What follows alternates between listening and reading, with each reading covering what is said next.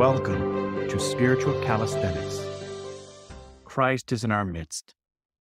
On March 13th, we commemorate the removal of the relics of Saint Nicephorus, the Patriarch of Constantinople, as well as Saint Pouplios, the Martyr, Bishop of Athens, Saint Christina, the Martyr of Persia, and Saint Gerald, the Bishop of Mayo. The main feast of this day is on June 2nd, which we will read in just a moment. The translation of his holy relics took place in 846 when Saint Methodius was ecumenical patriarch. Regarding Saint Nicephorus. Saint Nicephorus was born in Constantinople about the year 758 of pious parents. His father Theodore endured exile and tribulation for the holy icons during the reign of Constantine Copronymus. Nicephorus served in the imperial palace as a secretary. Later, he took up the monastic life and struggled in asceticism not far from the imperial city. He also founded monasteries on the eastern shore of the Bosphorus, among them one dedicated to the great martyr Theodore. After the repose of the holy patriarch Tarasius, he was ordained patriarch on April 12, 806, and in this high office led the Orthodox resistance to the iconoclast war on piety, which was stirred up by Leo the Armenian. Because Nicephorus championed the veneration of the icons, Leo drove Nicephorus from his throne on March 13, 815, exiling him from one place to another, and lastly to the monastery of St. Theodore, which Nicephorus himself had founded. It was here that after glorifying God for 9 years as patriarch, and then 13 years as an exile, tormented and afflicted, he gave up his blameless soul in 828 at about the age of 70. O model of faith and the image of gentleness, the example of your life has shown you forth to your sheepfold to be a master of temperance. You obtained thus through being lowly gifts from on high, and riches to poverty. Nicephorus, our Father and priest of priests, intercede with Christ our God, that he may save our souls. From the prophecy of Isaiah. In the year that King Uzziah died, I saw the Lord sitting upon a throne, high and lifted up, and his train filled the temple. Above him stood the seraphim. Each had 6 wings. With 2 he covered his face, and with 2 he covered his feet, and with 2 he flew. And one called to another and said, Holy, holy, holy is the Lord of hosts. The whole earth is full of his glory. And the foundations of the thresholds shook at the voice of him who called, and the house was filled with smoke. And I said, Woe is me, for I am lost, for I am a man of unclean lips, and I dwell in the midst of a people of unclean lips, for my eyes have seen the King, the Lord of hosts. Then flew one of the seraphim to me, having in his hand a burning coal which he had taken with tongs from the altar. And he touched my mouth and said, Behold, this has touched your lips. Your guilt is taken away, and your sin forgiven. And I heard the voice of the Lord saying, Whom shall I send, and who will go for us? Then I said, Here am I, send me. And he said, Go, and say to this people, Hear and hear, but do not understand. See and see, but do not perceive. Make the heart of this people fat, and their ears heavy, and shut their eyes, lest they see with their eyes, and hear with their ears, and understand with their hearts, and turn and be healed. Then I said, How long, O Lord? And he said, Until cities lie waste without inhabitant, and houses without men, and the land is utterly desolate, and the Lord removes men far away, and the forsaken places are many in the midst of the land. This particular prophecy of Isaiah is very, very important to us because it conveys the mystical reality of communion. Inasmuch as communion purifies our soul, it burns up our iniquities, but it also shows us how important communion is, that we approach it with reverence, because it is a fiery coal. If we were to take a coal into our mouth and consume it, it would kill us, it would burn us up. And that is how we approach communion with fear. So when the priest says, with the fear of God and love, approach, it is the understanding that this is God himself that we are taking into our body.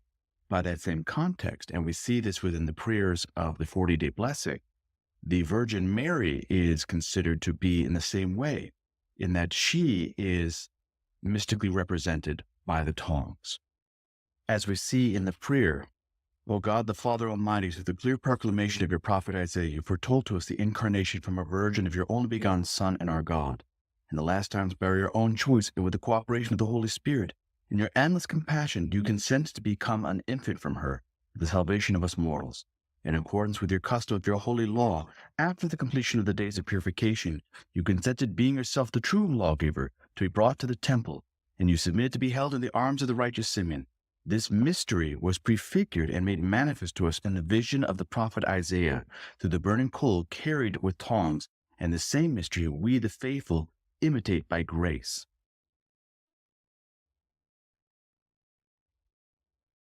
From the book of Genesis.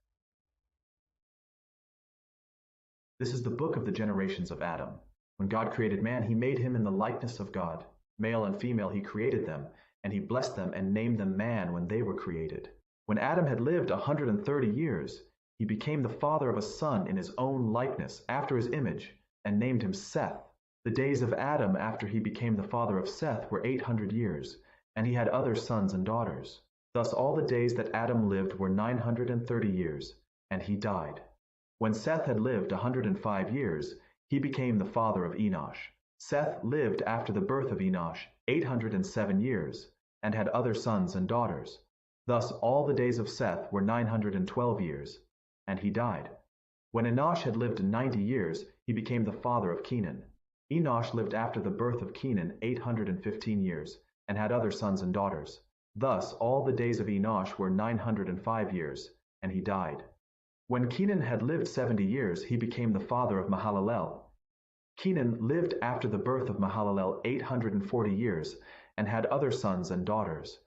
Thus all the days of Kenan were 910 years, and he died. When Mahalalel had lived 65 years, he became the father of Gerald. Mahalalel lived after the birth of Gerald 830 years, and had other sons and daughters. Thus all the days of Mahalalel were 895 years, and he died. When Gerald had lived 162 years, he became the father of Enoch. Gerald lived after the birth of Enoch 800 years, and had other sons and daughters.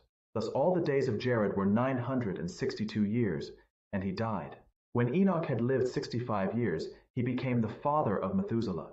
Enoch walked with God after the birth of Methuselah 300 years, and had other sons and daughters. Thus all the days of Enoch were 365 years. Enoch walked with God, and he was not, for God took him. This is a blink and you'll miss it moment in the scriptures. It's only a couple of lines, but it's incredibly important because in it we see the story of Enoch. Enoch, who is in between the genealogy of Adam until we get to the story of Noah and the flood, is a very quick moment. Enoch is the child of Gerald, and it says that Enoch walked with God, and he was not, for God took him. So this ending of this pericope shows us that Enoch walked with God. He walked in the commandments of God. Enoch was a righteous man. And this is very, very important because we see with Adam the fall of humanity, that mankind cannot return to paradise, that mankind lost his connection with God. And yet, we see in the person of Enoch that that is not strictly true, that with grace and love, man can connect with God, but it's nearly impossible. This is one of the reasons why in the book of Revelation, St. John the theologian posits that two martyrs will come forward.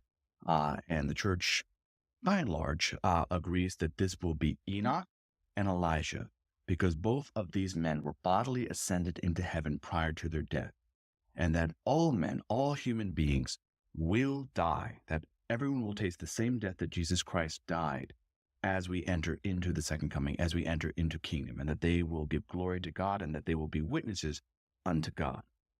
Thus we understand that in paradise, until Christ rescues us from Hades, that there were only two individuals, only two human beings that were up there, Elijah and Enoch. From the book of Proverbs. Then do this, my son, and save yourself, for you have come into your neighbor's power. Go, hasten and importune your neighbor. Give your eyes no sleep and your eyelids no slumber. Save yourself like a gazelle from the hunter, like a bird from the hand of the fowler. Go to the ant, O sluggard, consider her ways and be wise. Without having any chief, officer, or ruler, she prepares her food in summer and gathers her sustenance in harvest. How long will you lie there, O sluggard? When will you arise from your sleep? A little sleep, a little slumber, a little folding of the hands to rest, and poverty will come upon you like a vagabond, and want like an armed man.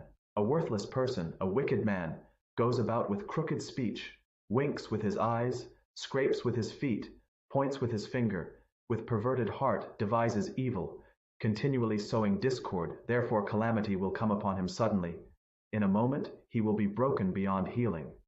There are 6 things which the Lord hates, 7 which are an abomination to him: haughty eyes, a lying tongue, and hands that shed innocent blood, a heart that devises wicked plans, feet that make haste to run to evil, a false witness who breathes out lies, and a man who sows discord among brothers. My son, keep your father's commandment, and forsake not your mother's teaching. Much like Aesop's fables, Proverbs teaches us that we must be like the ant. I'm comparing this to the fable of the ant and the grasshopper. And the ant is always working. The ant is always gathering and understanding that work must continue, because when we are sluggards, when we are lazy, poverty will come upon us suddenly. And so we must have just a little bit of rest. But if we rest too much, then everything is going to overtake us and calamity will befall us. And so we must be vigilant and work hard. Further, this teaches us the things that are an abomination to God, the 6 things that the Lord hates: haughty eyes, a lying tongue, hands that shed innocent blood, a heart that devises wicked plans, feet that make haste to run to evil, a false witness who breathes out lies, and a man who sows discord among brothers. All of these things are attributes of the devil, and these are the things that we must eschew with every ounce of our being. I hope that you've enjoyed today's Spiritual Calisthenics. Have a blessed and wonderful day.